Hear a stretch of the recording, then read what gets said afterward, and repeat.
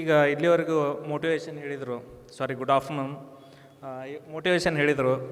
ಇದರಲ್ಲಿ ಒಂದು 50% ಜನ ಆದರೂ ನಾಳೆಲ್ಲ ಇವಾಗ ಹೋಗಿ ಏನು ಮಾಡ್ತೀರಂದ್ರೆ ನಿಮ್ಮ ರೂಮ್ಮೇಟಿಗೆ ಹೇಳ್ತೀರಿ, ನಾನು ಬೆಳಗ್ಗೆ 6 ಗಂಟೆಗೆ ಹೇಳ್ತೀನಿ, 4 ಗಂಟೆಗೆ ಹೇಳ್ತೀನಿ ಅಂತ ಟೈಮ್ ಟೇಬಲ್ ಹಾಕಿ ಸ್ಟಾರ್ಟ್ ಮಾಡ್ತೀರಿ. ಹೌದಾ? ಅದು ಹೇಳ್ತೀರಿ, ಅಲಾರಾಮ್ ಇಟ್ಕೊಂಡು ಹೇಳ್ತೀರಿ, ಹಾಫ್ ಆ್ಯನ್ ಅವರ್ ಓದ್ತೀರಿ, ನಿದ್ದೆ ಬರ್ತದೆ, ನಿದ್ದೆ ಹೊಡಿತೀರಿ, ಮತ್ತೆ ಬಂದು ಬೆಡ್ಡಿಗೆ ಮಲಗ್ತೀರಿ. ಸೊ ಇದು ಏನು ಮೋಟಿವೇಶನ್ನು ಬೇರೆಯವ್ರು ಕೇಳಿಂದ ಇದು ನಿಮ್ಮ ಒಳಗಡೆಯಿಂದ ಬಂದಿಲ್ಲ. ಹೌದಾ? ನಿಮ್ಮ ಒಳಗಡೆಯಿಂದ ಇದ್ರೆ ಅದನ್ನು ಹೆಂಗೆ ನೀವು ಅನಾಲಿಸಿಸ್ ಮಾಡ್ತೀರಿ, ಡೈಲಿ ಹಾಫ್ ಆ್ಯನ್ ಅವರ್ ಬೆಳಗ್ಗೆ, ಅದಕ್ಕಿಂತ ಏನು ಡೈಲಿ 8 ಗಂಟೆಗೆ ಹೇಳ್ತೀರಂದ್ರೆ 7:15 ಹೇಳ್ಬೇಕು 1 ವೀಕ್. ಅದು ನಿಮ್ಮ ಬಾಡಿ ಅಡಾಪ್ಟ್ ಆಗಬೇಕು, ನಿಮಗೆ ಛಲ ಇರಬೇಕು. ಒಮ್ಮೆ ಸಡನ್ನಾಗಿ 4 ಗಂಟೆಗೆ 6 ಗಂಟೆಗೆ ಎಂದು ಹೇಳೋಕ್ಕಾಗೋಲ್ಲ, ನೀವು ಸ್ಟ್ರೆಸ್ ಆಗ್ತೀರಿ ಅಲ್ಲಿ ಏನು. ನೆಕ್ಸ್ಟ್ ನಂದು ಮೇನ್ ಸಬ್ಜೆಕ್ಟ್ಸ್ ಅಂದರೆ ಕಾಂಪಿಟೇಟಿವ್ ಎಕ್ಸಾಮ್ಗೆ ಇರೋದು ಬ್ಯಾಂಕಿಂಗ್ ಆ್ಯಂಡ್ SSC. ಸೊ ಇಲ್ಲಿ ಕರ್ನಾಟಕದವ್ರು ನಾನು ನೋಡಿರೋದು ಜಾಸ್ತಿ ಜನ ಸ್ಟೇಟ್ ಎಕ್ಸಾಮ್ಸಿಗೆ ಪ್ರಿಪೇರ್ ಆಗ್ತೀರಿ. ಯಾಕೆ ಸೆಂಟ್ರಲ್ ಯಾಕೆ ಬರೋಲ್ಲ? ಸೊ ನನಗೆ ಮಿಸ್ಕಾನ್ಸೆಪ್ಷನ್ಸ್ ಇರೋದು, ಸೆಂಟ್ರಲ್ ಆದರೆ ಆಲ್ಮೋಸ್ಟ್ ಆಲ್ ಓವರ್ ಇಂಡಿಯಾ ಹಾಕ್ತಾರೆ, ಔಟ್ ಆಫ್ ಸ್ಟೇಟ್ ಇರ್ತೀರಿ, ಊರು ಬಿಟ್ಟಿರ್ತೀರಿ, ಅದೆಲ್ಲ ಮಿಸ್ಕಾನ್ಸೆಪ್ಷನ್ ಇರುತ್ತೆ. ನಾನು ಫಸ್ಟ್ 2015 ಜಾಬ್ ಮಾಡಬೇಕಂದ್ರೆ ಗುಲ್ಬರ್ಗಕ್ಕೆ ಪೋಸ್ಟಿಂಗ್ ಮಾಡಿದರು. ನನ್ನ ನೇಟಿವ್ ಬೆಳಗಾವಿ. ಸೊ ಇಲ್ಲಿವರೆಗೂ ನಾನು ಕರ್ನಾಟಕದಲ್ಲೇ ಪೋಸ್ಟಿಂಗ್ ಇದ್ದೀನಿ, ಮತ್ತು ಎಲ್ಲಿ ಔಟ್ ಆಫ್ ಸ್ಟೇಟ್ ಹೋಗಿಲ್ಲ. ಅಲ್ಲಿ ನಾವು ಇಬ್ಬರೇ ಜನ ಕರ್ನಾಟಕದವರು. ಅರೌಂಡ್ 20-30 ಜನ ಗುಲ್ಬರ್ಗಾದಲ್ಲಿ ಪೋಸ್ಟಿಂಗ್ ಆಗಿದ್ದರು ನಮ್ಮ ESICಯಿಂದ. ಅದೊಂದು ಆ್ಯಕ್ಚುಲಿ 2000 crore ಒಂದು ಪ್ರಾಜೆಕ್ಟ್. ಅದು ESIC ಹಾಸ್ಪಿಟಲ್ ಗೊತ್ತಿರ್ಬೇಕದು ನಿಮ್ಗೆ. ಅಲ್ಲಿ ಒಂದು 20-30 ಜನರಲ್ಲಿ ನಾವು ಇಬ್ಬರು, ಒಬ್ಬರು ಗದಗದವರು, ಒಬ್ಬರು ನಾವು ಪೋಸ್ಟಿಂಗ್ ಆಗಿರೋದು ಕರ್ನಾಟಕದವ್ರು ಹೇಳ್ತಿರೋದು. ಉಳಿದವರೆಲ್ಲರೂ ನಾರ್ತ್ ಇಂಡಿಯನ್ಸು, ಆಂಧ್ರ. ನಾನು ಡಿಫ್ರೆನ್ಷಿಯೇಟ್ ಮಾಡೋಕತ್ತಿಲ್ಲ. ಸೊ ಇಲ್ಲಿ ಏನಂದರೆ ನಮ್ಮ ಕರ್ನಾಟಕದವರು ಇಲ್ಲಿವರೆಗೂ ಹೇಳಿದ್ರು ನೋಟಿಫಿಕೇಷನ್ ಬರ್ತಿಲ್ಲ, ಟೈಮ್ ಹಿಡಿತದೆ ಅಂತ. ಇಲ್ಲಿ ನೀವು SSCಗೆ ಬಂದರೆ CGL ಅದರಲ್ಲಿ ಎಷ್ಟು post? GST inspector, CBI inspector, income tax inspector, CBIC ಅಂತ ಭಾಳ ಪೋಸ್ಟ್ ಇದಾವೆ. ನೀವು ಡ್ರೆಸ್ ಹಾಕೋಬೇಕಂದ್ರೆ PSI ಆಗಬೇಕಂತ ಇರುತ್ತೆ, PSI. ಸೊ ಇದನ್ನು ಟ್ರೈ ಮಾಡಿರಿ ಅಂತ ಹೇಳ್ತಿರೋದು ನಾನು. ಮುಂದಿಂದು ಮೇನು SSC ಅಥವಾ ಬ್ಯಾಂಕಿಂಗು, ಅದರಲ್ಲಿ 4 ಟಾಪಿಕ್ಸ್ ಇರ್ತಾವ್ರಿ. ಯಾವುದು? Maths, reasoning, English, general awareness. So ಮ್ಯಾಥ್ಸಲ್ಲಿ ಏನು ಮಾಡ್ತೀರಿ? ಮ್ಯಾಥ್ಸಲ್ಲಿ arithmetic advanced, SSC CGL main. ಅಂದರೆ ನೀವು ಡ್ರೆಸ್ ಹಾಕೋಬೇಕಂದ್ರೆ, ಒಳ್ಳೆ ಪೋಸ್ಟ್ ಸಿಗಬೇಕಂದ್ರೆ, ಇವನ್ ಬ್ಯಾಂಕಿಂಗು ಹೇಳ್ತೀನಿ.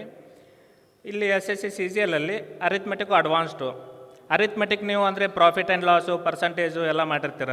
ಅಡ್ವಾನ್ಸ್ಡಲ್ಲಿ ಜಾಮೆಟ್ರಿ, ಮೆನ್ಸುರೇಷನ್ನು, ಆಲ್ಜಿಬ್ರಾ. ಅದನ್ನು ನೋಡಿದ ಕೂಡಲೇ ನಾವು ಗಾಬರಿ ಹೊಡೆದು ಬಿಡ್ತಿರ್ತೀವಿ, ಹೌದಿಲ್ಲ? ಅದಾಗೋದೇ ಇಲ್ಲ. ಬೇಡ ಬಿಡಪ್ಪ ಇದು, ಅದಕ್ಕೆ ಸೆಂಟ್ರಲ್ ಗೌರ್ಮೆಂಟ್ CGL ಬೇಡ ಅಂತಂದು ಬಿಡ್ತೀವಿ. ಅದರಲ್ಲಿ ಏನಿರಲ್ಲ, ನೀವು 10th ಅಥವಾ 12th ಬೇಸಿಕ್ಸ್ ಇರುತ್ತೆ. ಅದರಲ್ಲಿ ನೀವು ಈ ಬ್ಯಾರಿಯರ್ನ ಬ್ರೇಕ್ ಮಾಡಬೇಕು, ಆಬ್ಸ್ಟೆಕಲ್ಸ್. ಇದರಿಂದ ಹೊರಗಡೆ ಬಂದ್ರೆ ನೀವು ಕಾಂಪಿಟೇಟಿವ್ ಎಕ್ಸಾಮ್ಸ್ ಕ್ಲಿಯರ್ ಆಗೋದು. ಸುಮ್ಮನೆ ಅರಿಥ್ಮೆಟಿಕ್ ಓದ್ಕೊಂಡು ಹೋಗಿಬಿಟ್ರೆ ನೀವು ಕ್ಲಿಯರ್ ಆಗೋದಿಲ್ಲ. ಈಗಿನ ಪ್ರೆಸೆಂಟ್ ಕಾಂಪಿಟೇಟಿವ್ ಎಕ್ಸಾಮ್ಗೆ ಅದು ಇಂಪಾರ್ಟೆಂಟು, ಭಾಳ ಇಂಪಾರ್ಟೆಂಟು. ಎಲ್ಲರಿಗೂ ಎಲ್ಲ ಗೊತ್ತು, ಆದರೆ ನೀವು ಏನು ಮಾಡಕತ್ತೀರಿ ಎಕ್ಸ್ಟ್ರಾ, ಅದು ಇಂಪಾರ್ಟೆಂಟ್ ಆಗುತ್ತೆ. ಸೊ ನೆಕ್ಸ್ಟು ಬರೋದೇನೆಂದರೆ ಇಂಗ್ಲೀಷು ವೇಟೇಜ್ ಜಾಸ್ತಿ ಇರುತ್ತೆ. 45 ಕ್ವಶನ್ಸ್, 135 ಮಾರ್ಕ್ಸು. ಹೌದಾ? 135 ಮಾರ್ಕ್ಸ್ ಅಲ್ಲೇ ತೊಗೊಂಡ್ರೆ ನೀವು 35% of weightage of CGL occupy ಮಾಡ್ಕೊಂಡಿರ್ತೀರಿ. ಇದನ್ನ ಹೆಂಗೆ ಪ್ರಿಪೇರ್ ಆಗ್ತೀರಿ? ವೇಟೇಜ್ ಏನಿರುತ್ತೆ, ಎಡಿಟೋರಿಯಲ್ ಡೈಲಿ ಓದಬೇಕು, ಹಿಂದೂ ಎಡಿಟೋರಿಯಲ್ಲು. ಸೊ ಎಡಿಟೋರಿಯಲ್ಲು ಹೆಂಗೆ ಹೆಲ್ಪ್ ಆಗುತ್ತೆ ನಿಮ್ಗೆ? ಎಸ್ಸೆಗೆ ಹೆಲ್ಪ್ ಆಗುತ್ತೆ. ಈಗ ಜಗದೀಪ್ ಧನ್ಕರ್ ಅವರು ರಾಜೀನಾಮೆ ಕೊಟ್ಟರು. ಸೊ ಅದನ್ನು ಓದುವಾಗ ನಾನು ಯಾವುದೋ ಎಕ್ಸಾಮಿಗೆ ಪ್ರಿಪೇರ್ ಆಗ್ತಿಲ್ಲ. ಅದನ್ನು ಓದುವಾಗ ಅದರಲ್ಲಿ ಕೊಟ್ಟಿದ್ದರು, he was the 3rd person to resign from the vice president post. So ಅದಷ್ಟೇ. ನಿಮಗೆ ಇದೇ ಪ್ರೆಸೆಂಟ್ ಟ್ರೆಂಡು ನಿಮಗೆ ಕ್ವಶನ್ಸ್ ಕೇಳ್ತಾರೆ, ಮತ್ತೇನೂ ಇಲ್ಲ. ಈಗಿನ ಟ್ರೆಂಡು, ಈಗಿನ ಪ್ಯಾಟ್ರನ್ನು ಅದೇ ಮ್ಯಾಟ್ರ್ ಆಗೋದು. ನಾವೇನೇನೋ ಓದ್ಕೊತ ಕುಂತುಬಿಟ್ಟಿರ್ತೀವಿ. ಔಟ್ ಆಫ್ ದಿ ಬಾಕ್ಸ್ ಬರಬೇಕು. ಸೊ ಅಲ್ಲಿ ಆ ಅವ್ರನ್ನ ವೈಸ್ ಪ್ರೆಸಿಡೆಂಟ್ ಹೆಂಗೆ ಎಲೆಕ್ಟ್ ಮಾಡ್ತಾರೆ, ಅವ್ರನ್ನ ಹೆಂಗೆ ಇಂಪೀಚ್ಮೆಂಟ್ ಮಾಡ್ತಾರೆ, ಸೊ ಅದು ಏನು ಅದ್ರ ಬಗ್ಗೆ ರಿಲೇಟೆಡ್ ಆರ್ಟಿಕಲ್ಸು, ಯಾವ ಆರ್ಟಿಕಲ್ಸಲ್ಲಿ ಅವರು ರಿಸೈನ್ ಮಾಡಿದರು, ಯಾವುದು ಅಪ್ಲಿಕೇಬಲ್ ಆಗುತ್ತೋ ಅದೆಲ್ಲ ನೀವು ಓದಬೇಕಾಗುತ್ತೆ. ಅದಷ್ಟೇ ಸಿಂಪಲ್ ಆಗಿರುತ್ತೆ. ಆಮ್ಯಾಗ ಇವನ್ ನಿಮಗೆ ಎಸ್ಸೆಗೂ ಅದು ಹೆಲ್ಪ್ ಆಗುತ್ತೆ. ರೀಸ್ನಿಂಗ್ ಬರೋಣ. ರೀಸ್ನಿಂಗ್ ಏನಿರುತ್ತೆ ಅಲ್ಲಿ ಭಾರಿ ಈಸಿ ಸಬ್ಜೆಕ್ಟ್ ಇದು ರೀಸ್ನಿಂಗು. ರೀಸ್ನಿಂಗಲ್ಲಿ ಇದೊಂದು ರಿವರ್ಸ್ ಇಂಜಿನಿಯರಿಂಗ್ ಅಪ್ಲೈ ಮಾಡಬೇಕು. ರಿವರ್ಸ್ ಇಂಜಿನಿಯರಿಂಗ್ ಅಂದರೆ ಒಂದು ಇಂಜಿನಿಯರಿಂಗ್ದವ್ರು ಪ್ರೊಡಕ್ಟ್ ಮಾಡಿರ್ತಾರೆ. ಸಿಂಪಲ್ ಮ್ಯಾಟ್ರ್ ಇದು ಹೇಳಬೇಕಂದ್ರೆ ಸಿಂಪಲ್ ವರ್ಡ್ಸಲ್ಲಿ ಒಂದು ಪ್ರೊಡಕ್ಟ್ ಮಾಡಿರ್ತಾರೆ. ನೀವು ಅದನ್ನೆಲ್ಲ ಪಾರ್ಟ್ಸ್ ಉಳಿಸ್ತೀರಿ. ಸಣ್ಣವ್ರಿದ್ದಾಗ ಅದನ್ನೆಲ್ಲ ಮಾಡ್ತಿರ್ತದ್ದು, ಹೌದಾ? ಒಂದು ವಾಚ್ ತೊಗೊಂಡು ಬಂದರೆ ಜಾತ್ರೆಯಿಂದ ಹೆಂಗೆ ನಡೆಯಾಕತ್ತದ ನೋಡೋಣ ಅಂತಂದು ಎಲ್ಲ ಔಸ್ತಿದ್ರಿ. ನಿಮ್ಮಪ್ಪ ನಿಮ್ಮವ್ವ ಬೈತಿದ್ರು, ಅದಕ್ಕೆ ಹುಚ್ಚಾತಿ ಅಂತಂದು. ಸೊ ಇದು ಅದನ್ನೆಲ್ಲ ಪ್ರೊಡಕ್ಟ್ಸ್ ಯೂಸ್ತೀರಿ. ಏನು ಪ್ರೊಡಕ್ಟ್ಸಲ್ಲಿ ಯೂಸ್ ಮಾಡಿದಾರ ಅದನ್ನು ನೋಡ್ತೀರಿ. ಇಲ್ಲೂ ಅಷ್ಟೇ. ಇಲ್ಲಿ ಕಾನ್ಸೆಪ್ಟ್ಸ್ ಓದಬೇಕು. 15 ನಿಮಿಷದಿಂದ ಅರ್ಧ ತಾಸು ಓದಿ previous year question paper solve ಮಾಡ್ಕೊತ ಕುಂತ್ಬಿಡಬೇಕು. ಮತ್ತೇನಿಲ್ಲ, ಭಾರಿ ಈಸಿ ಇದೆ ಸೆಂಟ್ರಲ್ ಗೌರ್ಮೆಂಟ್ ಎಕ್ಸಾಮ್ಸ್ ಕ್ಲಿಯರ್ ಆಗೋದು. ನೀವೇನು ಸ್ಟೇಟ್ ಗೌರ್ಮೆಂಟಿಗೆ ಇಷ್ಟ ಹೊಡೆದಾಡತ್ತಿರಲ್ಲ, ಸೆಂಟ್ರಲ್ ಗೌರ್ಮೆಂಟ್. ಯಾಕಂದ್ರೆ ನೋಡಿ, ಇವಾಗ CGL 15,000 posts, CHSL 4,000, CPO around ಅದೊಂದು 2-3 ಸಾವಿರ, ಇಲ್ಲೇ 20,000 ಪೋಸ್ಟ್ ಆಯ್ತು. SSC GD on on average ಈಗ ಒಂದು 3 ವರ್ಷ ತೊಗೊಂಡ್ರೆ ನೀವು 50,000 ಪೋಸ್ಟ್ ಕರೆದಿದ್ದಾರೆ. ಆಲ್ಮೋಸ್ಟ್ ಈಗ 1,00,000 ಪೋಸ್ಟ್ ಇದು ಬರೀ SSCದಾಯಿತು. Banking every year on on average 10,000 posts. ಆಮೇಲೆ ಇದು ಬಿಟ್ಟು ರೈಲ್ವೇಸು, ಇವಾಗ IB ACIO ಇಂಟೆಲಿಜೆನ್ಸ್ ಬ್ಯೂರೋ ಅದು 4,000 ಪೋಸ್ಟ್ಸು. ಸೆಕ್ಯೂರಿಟಿ ಅಸಿಸ್ಟೆಂಟ್ ಅಂತ 5,000 ಪೋಸ್ಟ್ಸು. ಸೊ ಇದು ಎವ್ರಿ ಇಯರ್ ಕರೆಯಾಕತ್ತಾರೆ. ನೀವು ಯಾಕೆ ಇದನ್ನು ಟ್ರೈ ಮಾಡಾಕತ್ತಿಲ್ಲ? ಸೊ ಸೆಲ್ಫ್ ಅನಾಲಿಸಿಸ್, ನಿಮಗೆ ಜಾಬ್ ಬೇಕೇ ಬೇಕು ಏಜ್ ಮುಗಿಯೋಷ್ಟರಲ್ಲಿ, ಅದು ಇಂಪಾರ್ಟೆಂಟ್ ಭಾಳ ಆಗುತ್ತೆ. ಸೊ ಇಲ್ಲೆಲ್ಲ ಕುಳಿತಿರೋದೇ ಜಾಬ್ ತೊಗೊಳಿಕ್ಕೆ ಅಂತ ಅನ್ಕೋತೀನಿ, ಹೌದಾ? ಸೊ ಈಗ ಸ್ಯಾಕ್ರಿಫೈಸ್ ನಾವೆಲ್ಲ ಹೇಳ್ತಿರ್ತೀವಿ, ನಾವು ಎಕ್ಸಾಮು ಭಾಳ ಸ್ಯಾಕ್ರಿಫೈಸ್ ಮಾಡಿ ಓದಾಕತ್ತೀನಿ, ಅದು ಮಾಡಾಕತ್ತೀನಿ ಅಂತಂದು. ನೀವು ಡಿಸ್ಕಸ್ ಮಾಡ್ತಿರ್ತೀರಿ ಫ್ರೆಂಡ್ಸು, ಅಥವಾ ನಿಮ್ಮ ಪೇರೆಂಟ್ಸಿಗೂ ಹೇಳ್ತಿರ್ತೀರಿ ಸ್ಯಾಕ್ರಿಫೈಸ್. ಏನು ಸ್ಯಾಕ್ರಿಫೈಸ್ ಮಾಡಿರ್ತೀರಿ? ಯಾರಾದರೂ ಹೇಳ್ತೀರಾ ಏನು ಸ್ಯಾಕ್ರಿಫೈಸ್ ಮಾಡಿದ್ರಂತ? ಹಾಂ, ಸ್ಯಾಕ್ರಿಫೈಸ್ ಇದರಲ್ಲಿ ಏನಿಲ್ಲ. 8 ಗಂಟೆಗೆ ಹೇಳ್ತೀರಾ ಬೆಳಿಗ್ಗೆ, ಅದನ್ನು 6 ಗಂಟೆಗೆ ಮಾಡ್ಕೊಳ್ಳೋದು, ಅದೊಂದೇ ಸ್ಯಾಕ್ರಿಫೈಸು. ನಿಮ್ಮದು ಓದೋದು ಕೆಲಸ ಬಿಟ್ಟು ಮತ್ತು ಬೇರೆದು ಏನಿಲ್ಲ. ಆದರೆ ಅದನ್ನು ಹೇಗೆ ಮಾಡಬೇಕು ಅನ್ನೋದು. 8 ಗಂಟೆಗೆ ಬರಲಿ 6 ಗಂಟೆಗೆ. ಮತ್ತು ಓದುವಾಗ ಯಾವಾಗಿದ್ದರೂ ಮೇಡಮ್ ಹೇಳಿದಂಗೆ ಮೊಬೈಲ್ ದೂರ ಇಡ್ರಿ. ಮೊಬೈಲ್ ಭಾಳ ನಿಮಗೇನು ಡಿಸ್ಟರ್ಬ್ ಮಾಡುತ್ತಾರೆ. ಸೊ ಇವಾಗ ಹೇಳ್ತಿದ್ರು ಮೇಡಮ್ಮು, ಈಗ ಸಾರಿ ಮೇಡಮ್ ಇಲ್ಲ, ಒಂದಿಷ್ಟು ಜನ ನಾವು ನೋಡಿದ್ದೀವಿ ಯೂಟ್ಯೂಬ್ನಲ್ಲಿ 12th ಫೇಲ್ ಆಗಿದ್ರು, UPSC ಮಾಡಿದ್ದಾರೆ, KPSC KS IAS ಮಾಡಿದ್ದಾರೆ. ಸೊ ಅವರು 12th ಫೇಲ್ ಆಗಿ ಎಲ್ಲ ಅನಾಲಿಸಿಸ್ ಮಾಡಿಕೊಂಡು ಆಮೇಲೆ ಎಫರ್ಟ್ಸ್ ಹಾಕಿದ್ದಾರೆ. ನೀವು 12th ಫೇಲ್ ಆಗಿಲ್ಲ, ಗ್ರ್ಯಾಜುಯೇಷನ್ ಫೇಲ್ ಆಗಿಲ್ಲ. So you are better than them. ನೀವು ಏನು ಮಾಡಾಕತ್ತೀರಿ ಅಂದರೆ ನೀವು ಸೆಲ್ಫ್ ಅನಾಲಿಸಿಸ್ ಇಲ್ಲ, ಹೌದಾ?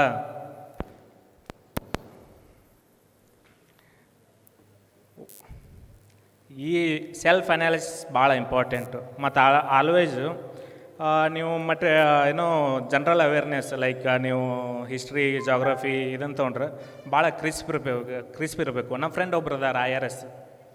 ಅವ್ರೇನಂದರೆ ಲಕ್ಷ್ಮೀಕಾಂತ್ ಪೊಲ್ಟಿ ಎಷ್ಟು ಒಂದು ಅರೌಂಡ್ 700ರಿಂದ 700 to 800 ಪೇಜಸ್ ಇದಾವೆ.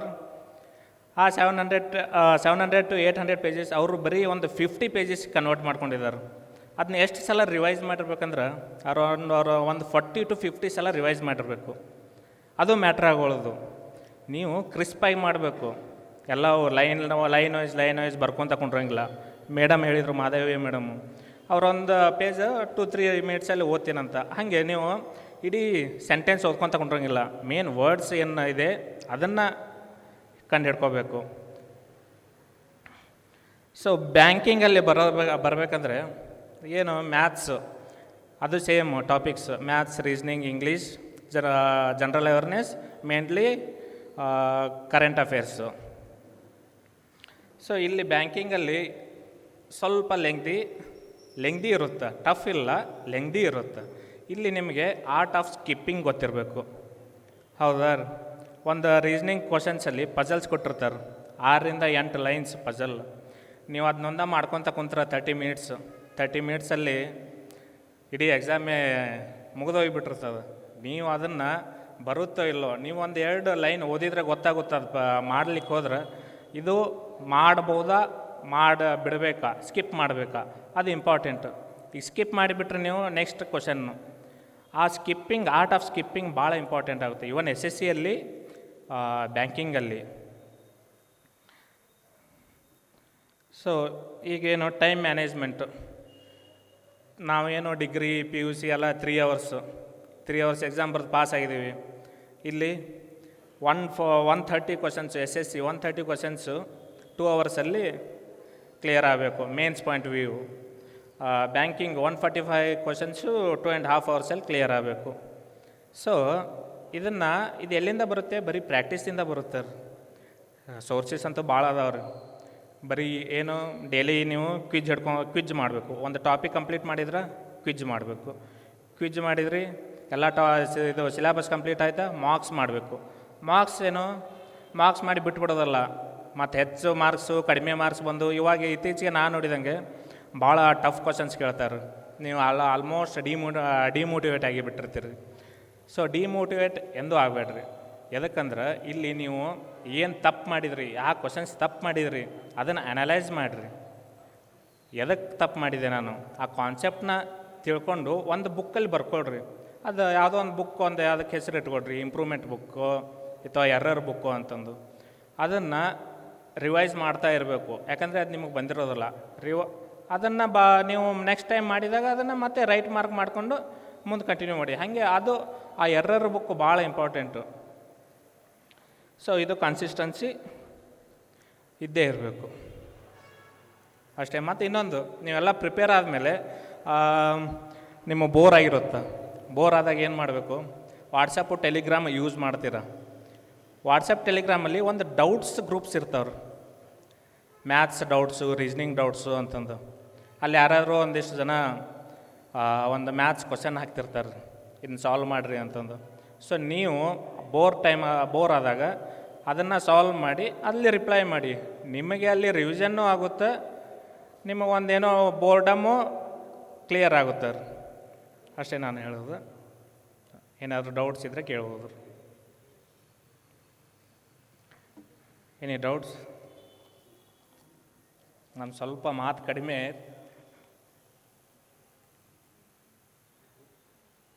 ಏನಾದರೂ, ಯಾಕಂದರೆ ಈಗ CGL ನೋಟಿಫಿಕೇಷನ್ ಇದೆ, 15,000 ಪೋಸ್ಟು ಇಂಟೆಲಿಜೆನ್ಸ್